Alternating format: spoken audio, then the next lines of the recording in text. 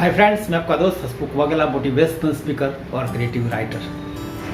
दोस्तों, हर पेरेंट अपने बच्चे की सक्सेस और हैप्पीनेस के लिए जी जान लगाकर खर्च करते हैं, उसके पीछे लगे रहते हैं। जैसे कि अपनी स्टडी के लिए अच्छे से अच्छे स्कूल में एडमिशन कराते हैं, अच्छे मार्क्स के लिए ट्यूशन कराते हैं और बच्चा सक्सेस तो पाता है, लेकिन अपने जीवन में जो व्यक्तिगत रूप में जो सक्सेस पानी हो वो अच्छी तरह से नहीं कर पाता। वो डरा डरा सा रहता है, बच्चे के अंदर सेल्फ कॉन्फिडेंस नहीं है और दूसरों के सामने अच्छी तरह से बात नहीं कर पाता है। और कोई भी नया काम करने से वो डरता है, वो अच्छी तरह से अपना काम नहीं कर पाता। ऐसा क्यों होता है? तो हम हमारे बच्चे को अच्छे से अच्छे स्कूल में भेजने के बावजूद भी हम हमारे बच्चे की जो व्यक्तिगत सक्सेस हम नहीं बना पाते, पीछे का रीज़न क्या है? तो आज हम हमारे बच्चे की व्यक्तिगत अनसक्सेस के रीज़न है वो जानेंगे। और बच्चा डरा डरा सा क्यों रहता है, बच्चे के अंदर कॉन्फिडेंस क्यों नहीं है, बच्चा अच्छी तरह से काम क्यों नहीं कर पाता है, उसके पीछे का हम रीज़न जानेंगे। तो हमारे बच्चे को हैप्पी और सक्सेसफुल बनाने के प्रयास में तो लगते हैं, लेकिन हम हमारे बच्चे को रिस्पॉन्सिबल नहीं बना पाते। रिस्पॉन्सिबल कैसे? दोस्तों, आज का हमारा टॉपिक है हमारे बच्चे को रिस्पॉन्सिबल कैसे बनाएं। दोस्तों, आप इस चैनल पर अगर नए हैं और अभी तक आपने चैनल सब्सक्राइब न किया हो तो सब्सक्राइब कीजिए।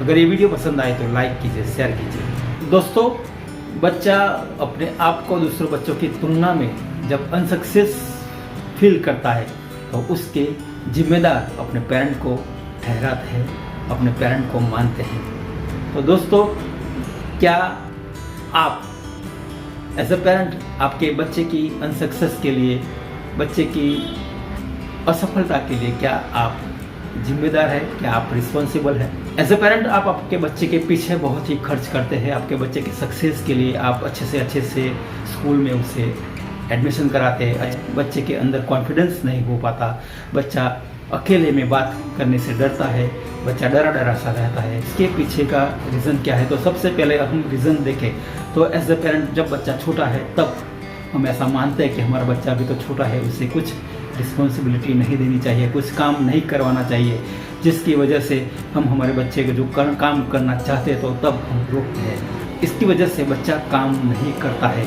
और धीरे धीरे बच्चे को ऐसा लगता है कि ये काम मेरे लिए नहीं है। हम देखें कि बच्चे की अनसक्सेस के लिए अगर रिस्पॉन्सिबल पेरेंट है तो कैसे है। मम्मी मुझे बताती है कि मेरी बच्ची अपने पास पड़े हुए खाने को भी अपने हाथ से नहीं लेना चाहती। वो कहती है कि मम्मी फिर सो तभी मैं खाना खाऊंगी, या अपने पास पड़ी हुई चीज़ भी या पानी का ग्लास भी वो खुद लेना नहीं चाहती, क्योंकि वो इच्छा रखती है कि हम उससे पानी दे या खाना दे तब ही वो पानी पीती है या खाना खाती है।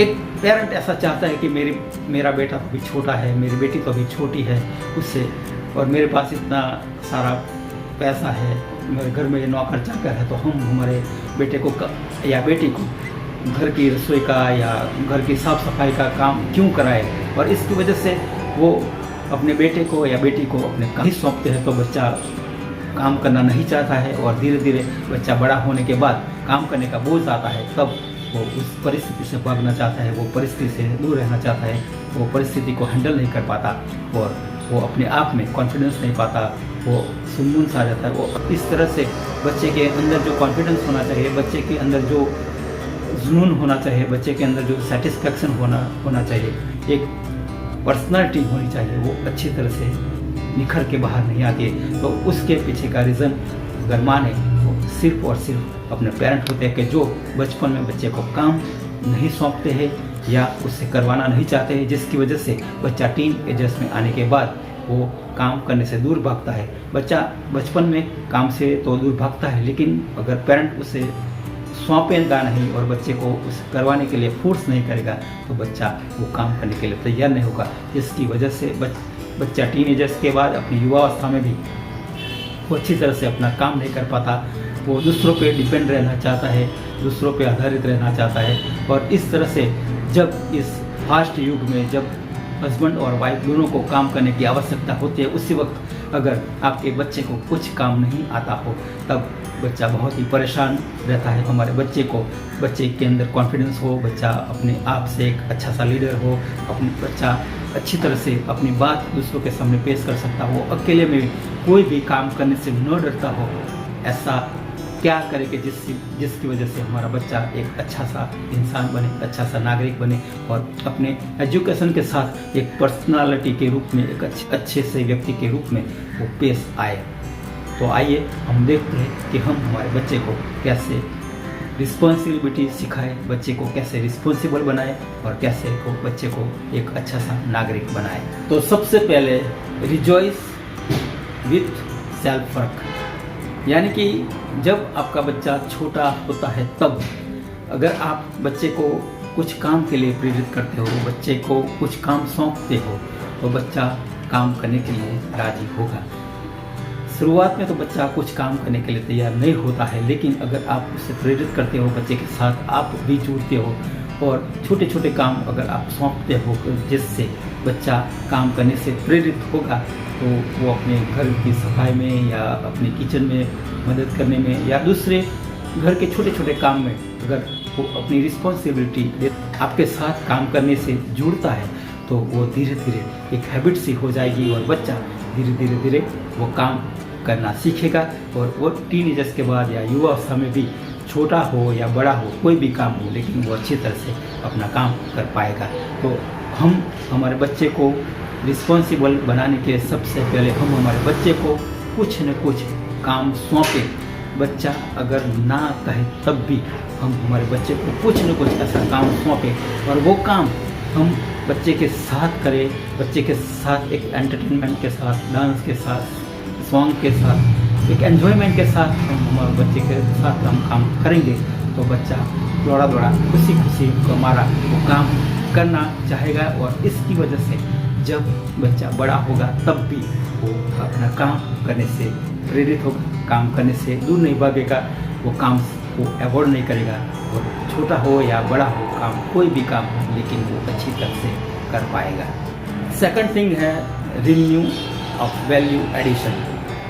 आप बच्चे को छोटे छोटे काम में प्रेरित तो करते हो, साथ में अगर रात को डिनर के वक्त बच्चे के साथ बैठ के मोटिवेशनल स्टोरी कहते हो या कुछ सक्सेसफुल लोगों के बारे में बात करते हो और बच्चे के साथ और फैमिली के साथ बैठकर एक डिस्कस करते हो, बच्चे को कहते हो कि उसमें से आपने क्या सीखा। और इस तरह से जो सक्सेसफुल लोग होते हैं उसके जीवन में से कुछ बातें हम डिस्कस करते हैं, साथ में बैठकर चर्चा करते हैं, कि जिसकी वजह से बच्चा उसमें से कुछ अच्छा सीखता है और इसकी वजह से वो आपके साथ डिबेट करना चाहता है, आपके साथ बातें करना चाहता है और सक्सेसफुल लोग हैं उसके वैल्यूज़ आएगी, उसके संस्कार आएंगे। और इस तरह से बच्चे के अंदर खाते वक्त या रात को सोते वक्त अच्छी स्टोरी टेलिंग करने से, मोटिवेशनल स्टोरी कहने से या अच्छी बातें करने से, अच्छे विचार रखने से बच्चे के अंदर एक अच्छा संस्कार आएगा। और थर्ड थिंग है remarkable action. Remarkable action means अपने बच्चे को डिसीजन मेकर बनाइए। हम हमारे बच्चे के साथ बैठकर किसी बात का डिस्कस करते हैं तो बच्चे के अंदर कम्युनिकेशन स्किल डेवलप होती है और जिसकी वजह से बच्चा अपनी बात पेश कर सकता है, अपनी बात रख सकता है और अपने विचार रख सकता है। इस तरह हम हमारे घर में कोई छोटा प्रॉब्लम हो या किसी बात का डिस्कस करते हैं तो हम हमारे बच्चे को इन्वॉल्व करें और हम हमारे बच्चे की राय पूछें कि, और अगर बच्चे की राय अच्छी है तो हम उसकी राय को हम हमारे एक्शन में लें, हमारे वर्क में अप्लाई करके जिस बच्चे को ऐसा लगेगा कि मैं बड़ा हो गया हूँ और घर में मुझे हर बात में पूछा जाता है, राय ले जाती है और वो इसे अप्लाई भी करते हैं। इस तरह से बच्चे के अंदर एक कॉन्फिडेंस बिल्ड होगा और कॉन्फिडेंस होने की वजह से वो किसी भी कार्य को एक्शन में लाने के लिए अच्छी तरह से डिसीजन ले पाएगा। और तो आप जब कुछ परचेज करने के लिए अकेले बाजार में बेचते हो तो बच्चा कुछ खरीद कर लाएगा और शायद बच्चे ने अच्छी चीज़ खरीदी न भी हो तब भी आप बच्चे को अप्रिशिएट करें और बच्चे को जो डिसीजन लिया है, बच्चे ने जो डिसाइड किया है उसको अप्रिशिएट करें कि जिसकी वजह से बच्चे को अपने जीवन में अकेले किसी भी व्यक्ति से, अनजान व्यक्ति से कैसे बात किया जाए, कैसे किसी चीज़ के लिए उसके साथ डीलिंग किया जाए, वो सब वो अच्छी तरह से सीख पाएगा। और चौथी बात है कि रिकॉग्नाइज एंड मोटिवेशन। आप आपके बच्चे को जो भी काम करता है, छोटा काम करता है या बड़ा काम करता है, बचपन में छोटा छोटा अगर काम सौंपते हो, कोई गलती करते हैं, तब भी अगर आप उसे स्वीकारते हो, उसे प्यार से समझाते हो कि बेटा इस तरह से नहीं, इस तरह से हो सकता है।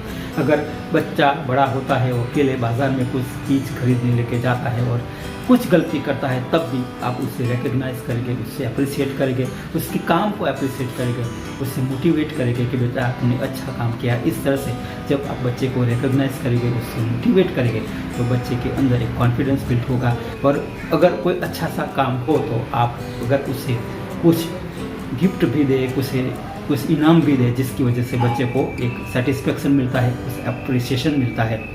तो बच्चे को अगर कोई अच्छा सा काम करता है तो बच्चे को अप्रिशिएट नहीं करना है, लेकिन बच्चे की जो एफर्ट्स है, बच्चे के जो काम करने का तरीका है, वो जो जज्बा है, उसे आप अप्रिशिएट करेंगे, जिसकी वजह से बच्चे के अंदर ईगो न आए, बच्चा इगोस्टिक न बने, लेकिन वो अच्छी तरह से अपना काम के प्रति जागरूक हो और अपने काम के एफर्ट के प्रति जागरूक हो और अच्छी तरह से अपना काम कर पाए।